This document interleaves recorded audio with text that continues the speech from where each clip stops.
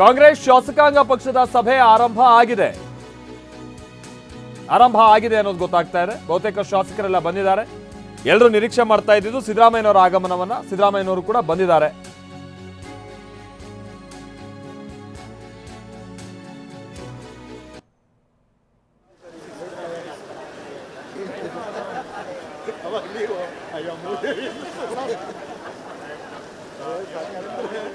ಈಗ ಇದ್ರ ಪ್ರೊಸೀಜರ್ ಹೇಗಿರುತ್ತೆ ಏನು ಎತ್ತ ಅನ್ನುವಂಥದ್ದು ಕೂಡ ನಿಮ್ಗೆ ಗೊತ್ತಿರುವಂಥದ್ದೇ. ಈ CLP ಸಭೆ ಇದೆಯಲ್ಲ, ಇದು ಕಾಂಗ್ರೆಸ್ ಮಟ್ಟಿಗೆ ಬಹಳ ಅತಿ ಮುಖ್ಯ ಆದಂಥದ್ದು. ಆಮೇಲೆ ಇಡೀ ದೇಶದ ಚಿತ್ತ ಇದೆ ಇನ್ಫ್ಯಾಕ್ಟ್ ಹೇಳಬೇಕು ಅಂತ ಅಂದ್ರೆ. ಯಾಕಂದ್ರೆ ಮೊನ್ನೆಯಿಂದ ಆಗಿರುವಂತ ಪ್ರಕ್ರಿಯೆಗಳಿದೆಯಲ್ಲ, ಇದನ್ನ ಮತ್ತೆ ನಾವು ಇದನ್ನ ನೆನಪಿಸ್ಕೊಳ್ಬೇಕು. ಇಡೀ ದೇಶದ ರಾಜಕಾರಣಕ್ಕೆ ಒಂದು ಮೇಲ್ಪಂಕ್ತಿ ಹಾಕೊಟ್ಟಿರುವಂತ ಒಂದು ಮಾದರಿ ನಡವಳಿಕೆ ನಾವು ನಮ್ಮ ರಾಜ್ಯದಲ್ಲಿ ಗಮನಿಸಿರುವಂಥದ್ದು. ಅದು ಅವರು ವೈಯಕ್ತಿಕವಾಗಿ ಕಿತ್ತಾಟನೋ ಕಚ್ಚಾಟನೋ ಅಥವಾ ಅವರ ಕೆಲ ರಾಜಕೀಯ ನಡೆಗಳು ಆಗಾಗ ವಿಶ್ಲೇಷಣೆಗೆ ಒಳಪಡೋದು ಇದೆಲ್ಲ ಇದ್ದೇ ಇರುತ್ತೆ.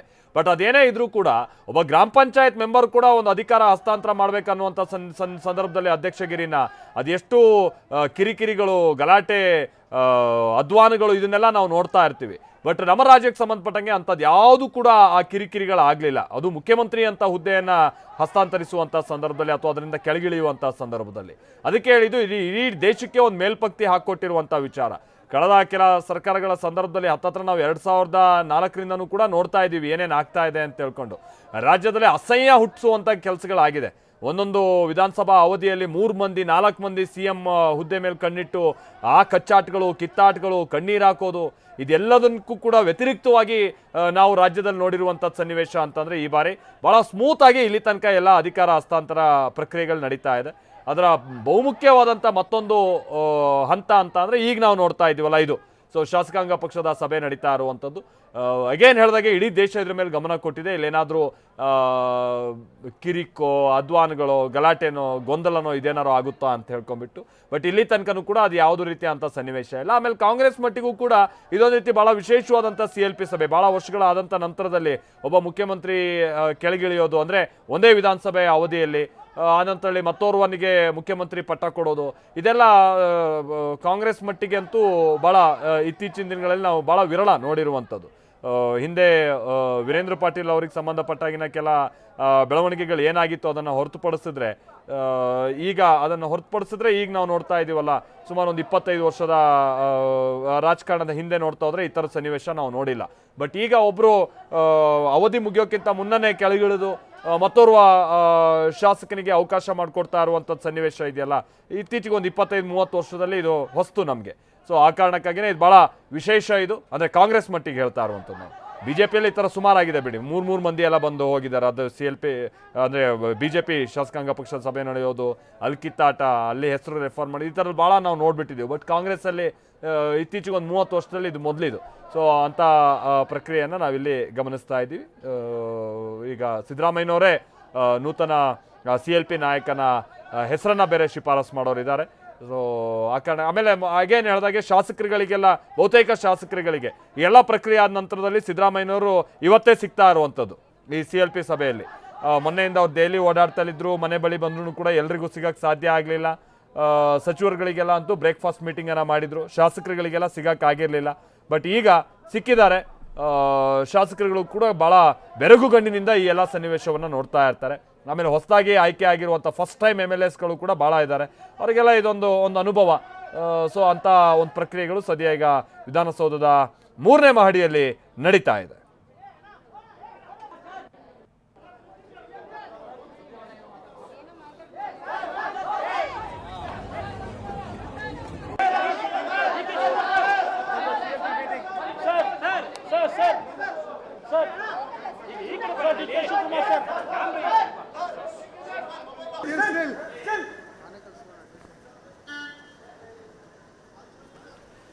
ಆಮೇಲೆ DK ಶಿವಕುಮಾರ್ ಅವರಿಗೂ ಕೂಡ ಅಷ್ಟೇ, ತಮ್ಮ ದಶಕಗಳ ಆಸೆ ಈಡೇರ್ತಾ ಇರುವಂಥ ಸಂದರ್ಭ. ಅದಕ್ಕಾಗಿ ಅವ್ರು ಮಾಡಿರುವಂಥ ಪ್ರಯತ್ನ, ತೆರೆಮರೆಯಲ್ಲಿ ರೂಪಿಸಿರುವಂಥ ತಂತ್ರ, ಪ್ರತಿತಂತ್ರ, ಇದೆಲ್ಲ ಕೈಗೂಡ್ತಾ ಇರುವಂಥ ಸಂದರ್ಭ ಇದು. ಏನು ತಮಾಷೆನ ಕಾಂಗ್ರೆಸ್ ಅಂತ ಪಕ್ಷಕ್ಕೆ CLP ನಾಯಕನಾಗಿ ಆಯ್ಕೆ ಆಗೋದು ಅಂತ ಅಂದರೆ. ಸೊ ಅಂಥ ಒಂದು ಹಂತದಲ್ಲಿ ಈಗ DK ಶಿವಕುಮಾರ್ ಇದ್ದಾರೆ ಅಂತ ಅಂದರೆ ಅವರಿಗೆ ಈ ಸನ್ನಿವೇಶ ಎಷ್ಟು ಮುಖ್ಯ ಅನ್ನುವಂಥದ್ದನ್ನು ನಾವಿಲ್ಲೊಂದು ಅಂದಾಜು ಮಾಡ್ಬೋದು. ಆ ಕಾರಣಕ್ಕಾಗಿಯೇ ಅವರು ಈ ಸಭೆಗೆ ಬರೋಕ್ಕಿಂತ ಮುನ್ನ ಭಾಳ ಪೂಜೆ ಪುನಸ್ಕಾರ ಎಲ್ಲ ಮಾಡ್ತಿದ್ದಾರೆ ಅಂತ ಅಂದರೆ ಅವ್ರದ್ದು ಒಂದು ಕ್ಲಿಯರ್ ಇದೆ. DK ಶಿವಕುಮಾರ್ ಅವರಿಗೆ ಕೊನೆ ಹಂತದ ತನಕ ಯಾವುದೂ ಗೊಂದಲ ಆಗಬಾರ್ದು. ಅವ್ರಿಗೆ ಮೊನ್ನೆ ಇದ್ದಂಥದ್ದೇನು ಅಂತ ಅಂದರೆ ಸಿದ್ದರಾಮಯ್ಯನವರಿಂದ ಒಂದು ರೆಸಿಗ್ನೇಷನ್ ಲೆಟ್ರು ರಾಜಭವನಕ್ಕೆ ಹೋಗಿ ತಲುಪಿಬಿಡಬೇಕು ಅಂತೇಳಿ. ಆ ಕಾರಣಕ್ಕಾಗಿಯೇ ರಾಜ್ಯಪಾಲರು ಇಲ್ಲದೆ ಇದ್ದಂಥ ಸಂದರ್ಭದಲ್ಲೂ ಕೂಡ ಕಾರ್ಯದರ್ಶಿಗೆ ಹೋಗಿ ಅದನ್ನೆಲ್ಲ ಹ್ಯಾಂಡ್ ಓವರ್ ಮಾಡುವಂಥ ಕೆಲಸ ಆಗಿದೆ. ಈಗ ಅದರ ನಂತರ ಇನ್ನೊಂದು ಹೆಜ್ಜೆ ಅಂತ ಅಂದರೆ CLP ನಾಯಕನಾಗಿ ಆಯ್ಕೆ ಆಗಬೇಕು. ಇದು ಎರಡು ಪ್ರಮುಖವಾದಂಥ ಘಟ್ಟ. ಇದು ಈಗ ಸದ್ಯ ನಡೀತಾ ಇರುವಂಥದ್ದು. DK ಶಿವಕುಮಾರ್ ಹೆಸರಿನ ಪ್ರಸ್ತಾವವನ್ನು ಸದ್ಯ ಸಿದ್ದರಾಮಯ್ಯನವರು ಮಂಡಿಸೋರಿದ್ದಾರೆ. ಶಾಸಕಾಂಗ ಪಕ್ಷದ ನಾಯಕನ ಹೆಸರನ್ನ ಸಿದ್ದರಾಮಯ್ಯನವರೇ ಮಂಡಿಸ್ತಾರೆ. ಸೊ ಅಲ್ಲಿಗೆ ಯಾವುದೇ ರೀತಿ ಗೊಂದಲ ಆಗಬಾರ್ದು, ತಾವು ಯಾವುದೇ ರೀತಿಯಂತ ಪ್ರೆಷರ್ ಹಾಕಿ ಈ ಪ್ರಕ್ರಿಯೆಯನ್ನು ಮಾಡ್ತಾ ಇಲ್ಲ ಅಂತ ಹೇಳ್ಕೊಂಡು ಹೈಕಮಾಂಡ್ ಇದನ್ನ ರಾಜ್ಯ ಜನರ ಮುಂದಿಡೋದಕ್ಕೆ ಪ್ರಯತ್ನ ಪಡ್ತಾ ಇದೆಯಲ್ಲ, ಅದರಂತೆ ಎಲ್ಲ ನಡೀತಾ ಇದೆ. ಆಮೇಲೆ ಈ KC ವೇಣುಗೋಪಾಲು, ರಣದೀಪ್ ಸಿಂಗ್ ಸುರ್ಜೇವಾಲಾ ಇವ್ರುಗಳೆಲ್ಲ ಅದೆಷ್ಟು ಎಚ್ಚರಿಕೆ ವಹಿಸಿದ್ದಾರೆ ಅಂತ ಅಂದರೆ ನೀವು ಅದನ್ನ ನೋಡ್ಬೋದಾಗಿತ್ತು. ಸಿದ್ದರಾಮಯ್ಯನವ್ರು 3ನೇ ಮಾಡಿಗೆ ಬರ್ತಾ ಇದ್ದಂಗೆ 3ನೇ ಮಾಡಿಗೆ ಬಂದವರು ಇನ್ನು ಕಾನ್ಫರೆನ್ಸ್ ಹಾಲಿಗೆ ಬರದೇ ಇರ್ತಾರಾ ಸಭಾಂಗಣಕ್ಕೆ? ಆದರೆ ಇವರು ಅಷ್ಟು ಟೈಮ್ ಕೊಟ್ಟಿಲ್ಲ, ಸೀದಾ ಇವರೇ ಓಡೋಗಿದ್ದಾರೆ. ಅಲ್ಲಿ ಸಿದ್ದರಾಮಯ್ಯನವರು ಆ ಗೇಟ್ ದಾಟಕ್ಕಿಂತ ಮುಂಚೆನೇ ಹೋಗಿ ಅಲ್ಲೇನೋ ಒಂದಷ್ಟು ಗುಸು ಪಿಸು ಆಯಿತು. ಸೊ ಆ ಕಾರಣಕ್ಕಾಗಿಯೇ ಅವ್ರು ಎಷ್ಟು ಎಚ್ಚರಿಕೆ ವಹಿಸಿದ್ದಾರೆ ಹೈಕಮಾಂಡ್ ನಾಯಕರುಗಳು ಅನ್ನೋಂಥದ್ದಕ್ಕೆ ಇದೆಲ್ಲ ಉದಾಹರಣೆ ಅಷ್ಟೇ. ಸಿದ್ದರಾಮಯ್ಯನವ್ರು ಬರ್ತಾ ಇದ್ದ ಹಾಗೆ ಅವರಿಗೆ ಒಂದಷ್ಟು ವಿಚಾರವನ್ನು ಏನೋ ಹೇಳಿದ್ರು. ಸಿದ್ದರಾಮಯ್ಯನವರು ಕೂಡ ಅದಕ್ಕೆ ಒಂದಷ್ಟು ರಿಯಾಕ್ಟ್ ಮಾಡಿದ್ರು. ಸೀದಾ ಈಗ ಅವ್ರನ್ನ ಕರ್ಕೊಂಡು ಕಾನ್ಫರೆನ್ಸ್ ಹಾಲ್ ಕಡೆಗೆ ಬರ್ತಾ ಇದ್ದಾರೆ. ಆಗಿದೆ. ಸೊ ಸಭೆ ಕೂಡ ಇನ್ನೇನು ಆರಂಭ ಆಗೋದಿದೆ ಅಂತೇಳಿ ತಿಳಿದು ಬರ್ತಾ ಇದೆ. ಬಹುಶಃ ಸಿದ್ದರಾಮಯ್ಯನವ್ರು ಬರ್ತಾ ಇದ್ದಾಗೆ ಅವ್ರ ಬಳಿ ಹೋಗಿ ಕೆಲವರು ಮಾತನಾಡೋದು, ಉಭಯ ಕುಶಲೋಪರಿ ಇದೆಲ್ಲ ಇದ್ದೇ ಇರುತ್ತೆ. ಸೊ ಅದಾದ ನಂತರದಲ್ಲಿ ಪ್ರಕ್ರಿಯೆಗಳು ಆರಂಭ ಆಗ್ತಾ ಹೋಗುತ್ತೆ. CLP ಕಾರ್ಯದರ್ಶಿ ಕೂಡ ಇದಕ್ಕೆ ಸಂಬಂಧಪಟ್ಟ ಹಾಗೆ ಎಲ್ಲ ವ್ಯವಸ್ಥೆಯನ್ನು ಮಾಡಿಕೊಂಡು ಅದು ಏನೇನು ಪ್ರಕ್ರಿಯೆ ಅದು ಸಿದ್ಧ ಆಗೇ ಇದ್ದಾರೆ.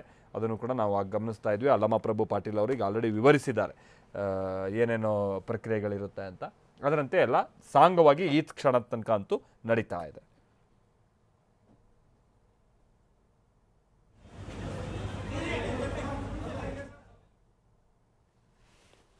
ಸೊ ಒಳಗೆ ಏನಾಗ್ತಾ ಇದೆ ಅನ್ನೋ ಮಾಹಿತಿಯನ್ನು ಕೂಡ ನಾವು ನಿಮಗೆ ನೀಡ್ತಾ ಹೋಗ್ತೀವಿ. ಏನು ಸಿದ್ದರಾಮಯ್ಯನವರು ಕೂಡ ಈಗ ಅಲ್ಲಿರುವಂಥ ಶಾಸಕರುಗಳ ಜೊತೆಗೆಲ್ಲ ಭಾಳ ವಿಶ್ವಾಸದಿಂದ ಮಾತುಕತೆ ಮಾಡ್ಕೊಂಡಿದ್ದಾರೆ ಅಂಥೇಳಿ ತಿಳಿದು ಬರ್ತಾ ಇದೆ. ಅದಾದ ನಂತರಲ್ಲಿ ಅಲ್ಲಿ ಹೈಕಮಾಂಡ್ ಕಡೆಯಿಂದ 3 ಮಂದಿ ಬಂದಿದ್ದಾರೆ. ಈಗ KC ವೇಣುಗೋಪಾಲ್, ಅದಾದ ನಂತರದಲ್ಲಿ ರಣದೀಪ್ ಸಿಂಗ್ ಸುರ್ಜೇವಾಲಾ, ಹಾಗೆ ಜಯರಾಮ್ ರಮೇಶ್ 3 ಮಂದಿನೂ ಕೂಡ ಬಂದಿದ್ದಾರೆ. ಆಮೇಲೆ ಈಗ ವಿಷಯ ಏನು ಅಂತ ಅಂದರೆ ಇನ್ನೇನೆಲ್ಲ ಒಂದು 10 ನಿಮಿಷದೊಳಗೆ ಈ ಪ್ರಕ್ರಿಯೆಗಳು ಮುಗಿದು ಬಿಡ್ಬೇಕು. ಯಾಕೆ ಅಂತ ಅಂದರೆ ಗವರ್ನರ್ ಭೇಟಿಗೆ ಸಮಯ ಬೇರೆ ನಿಗದಿಯಾಗಿದೆ. 5 ಗಂಟೆಗೆ ಬರ್ತೀವಿ ಅಂತ ಹೇಳಿದಾರಂತೆ. ಸೊ ಅದೇ ನಾನು ಹೇಳಿದಾಗೆ DK ಶಿವಕುಮಾರ್ ಅವರು ಸಿದ್ದರಾಮಯ್ಯನವರಿಂದ ರೆಸಿಗ್ನೇಷನ್ ಲೆಟ್ರು ಲೋಕಭವನಕ್ಕೆ ತಲುಪೋದ್ರಿಂದ ಹಿಡಿದು ಈ CLP ಸಭೆಯಿಂದ ಹಿಡಿದು ಸರ್ಕಾರ ರಚನೆಯ ಹಕ್ಕು ಮಂಡಿಸೋ ತನಕನೂ ಕೂಡ ಎಷ್ಟು ಎಚ್ಚರಿಕೆ ವಹಿಸಿ ಎಷ್ಟು ತ್ವರಿತವಾಗಿ ಆ ಕೆಲಸ ಕಾರ್ಯದಲ್ಲಿದ್ದಾರೆ ಅಂಥೇಳಿ ಇದೆಲ್ಲ ಸೂಚನೆ ಕೊಡ್ತಾ ಇದೆ. ಈಗ ಅವರು ಯಾವ ಮಟ್ಟಿಗೆ ಅಂತಂದರೆ ಮೊನ್ನೆ ರಾಜ್ಯಪಾಲರು ಇಲ್ಲದೇ ಇದ್ದಾಗ ಸೆಕ್ರೆಟ್ರಿಗೆ ಹೋಗಿ ರೆಸಿಗ್ನೇಷನ್ ಲೆಟರ್ ಹ್ಯಾಂಡ್ ಓವರ್ ಮಾಡುವಂಥ ನಿಟ್ಟಿನಲ್ಲಿ ಅವತ್ತು ರಜಾ ಇತ್ತು. ನಿಮ್ಗೆ ಗೊತ್ತಿರ್ಬೋದು, ಅವತ್ತು ರಜಾ, ಬಕ್ರೀದ್ ರಜಾ ಅವತ್ತನ್ನೇ ಕರೆಸ್ಬಿಟ್ಟವ್ರೆ ಸೆಕ್ರೆಟ್ರಿನ, ಬಂದು ರಿಸೀವ್ ಮಾಡ್ಕೊಂಬಿಡಿ ಅಂತ ಹೇಳ್ಕೊಂಬಿಟ್ಟು. ಅಂದರೆ ಆ ಮಟ್ಟಿಗಿನ ಚುರುಕುತನ. ಅದಾದ ನಂತರಲ್ಲಿ ಈಗ CLP ಸಭೆಗೆ ಸಂಬಂಧಪಟ್ಟಂಗೆ ಈಗಲೂ ಅವ್ರು ಬಂದು ಪೂಜೆ ಪುನಸ್ಕಾರ ಎಲ್ಲ ಮಾಡಿ ಶಾಸಕರ ಬಳಿ ವಿಶ್ವಾಸ. ಈಗ ಇವತ್ತು ರಾಜ್ಯಪಾಲರು ಲೆಕ್ಕಾಚಾರದಲ್ಲಿ ಇಲ್ಲ ಇವತ್ತವರು. ಅಂದರೆ ಅವರು ಮಂಗಳೂರು ಹೊರಡಬೇಕಿತ್ತು, ಧರ್ಮಸ್ಥಳಕ್ಕೆ, ಅಲ್ಲಿ ಉಪರಾಷ್ಟ್ರಪತಿ ಬರ್ತಿದ್ದಾರೆ ಕಾರ್ಯಕ್ರಮದಲ್ಲಿ ಭಾಗಿಯಾಗೋದಕ್ಕೆ. ಬಟ್ ಅಷ್ಟು ಪುರ್ಸೋತನ ಕೊಟ್ಟಿಲ್ಲ DK ಶಿವಕುಮಾರ್ ಅವರು.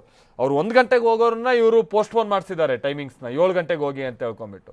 ಸೊ ಹಾಗಾಗಿ ಇವತ್ತೇ ಒಂದು CLP ಸಭೆಯಲ್ಲಿ ತೆಗೆದುಕೊಂಡಿರುವಂಥ ನಿರ್ಧಾರದ ಪ್ರತಿ ಏನಿರುತ್ತಲ್ಲ ಆ ಲೆಟ್ರು, ಅದನ್ನ ಇವತ್ತೇ ಹ್ಯಾಂಡ್ ಓವರ್ ಮಾಡಿಸ್ಬಿಡ್ಬೇಕು ಅಂತ ಹೇಳ್ಕೊಂಬಿಟ್ಟು. ಅಂದರೆ ಎಲ್ಲೂ ಕೂಡ ಸ್ವಲ್ಪ ಕಾಯೋಣ, ರಾಜ್ಯಪಾಲರಿಲ್ಲ, ಮತ್ತೊಂದೇನೋ ಗೊಂದಲ ಉಂಟಾಗೋದು, ಇನ್ನೇನೋ ಮತ್ತಾರೋ ಮಾತಾಡೋದು, ಇವ್ರ ಕಡೆಯವನೊಬ್ಬ ಅವ್ನ ಕಡೆಯವರೊಬ್ಬ ಅಂತ ಹೇಳ್ಕೊಂಬಿಟ್ಟು ಅದಿನ್ನೇನೋ ಡೆವಲಪ್ಮೆಂಟ್ಸ್ ಆಗ್ತಾ ಹೋಗೋದು, ಅದು ಯಾವುದಕ್ಕೂ ಅವಕಾಶ ಕೊಡಬಾರ್ದು ಅನ್ನುವಂಥ ನಿಟ್ಟಿನಲ್ಲಿ ಆ ಮಟ್ಟಿಗಿನ ಚುರುಕುತನವನ್ನು ನಾವು DK ಶಿವಕುಮಾರ್ ಅವ್ರ ಕಡೆಯಿಂದ ಗಮನಿಸ್ತಾ ಇದ್ದೀವಿ.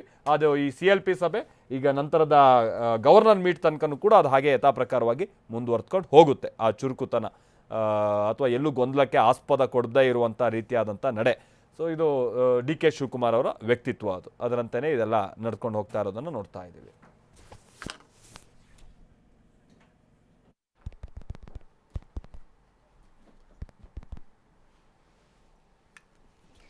ಗಮನಿಸ್ತಾ ಇದ್ದೀರಾ ದೃಶ್ಯದಲ್ಲಿ. ಇನ್ನೇನು ಕೆಲ ಕ್ಷಣಗಳಲ್ಲಿ CLP ಸಭೆ ಪ್ರಾರಂಭ ಆಗುತ್ತೆ. ಇದಾಗಲೇ ಶಾಸಕರು ಬಂದಿರೋದನ್ನ ನಾವು ಗಮನಿಸ್ತಾ ಇದ್ವಿ. DK ಶಿವಕುಮಾರ್, ಸಿದ್ದರಾಮಯ್ಯನವರು.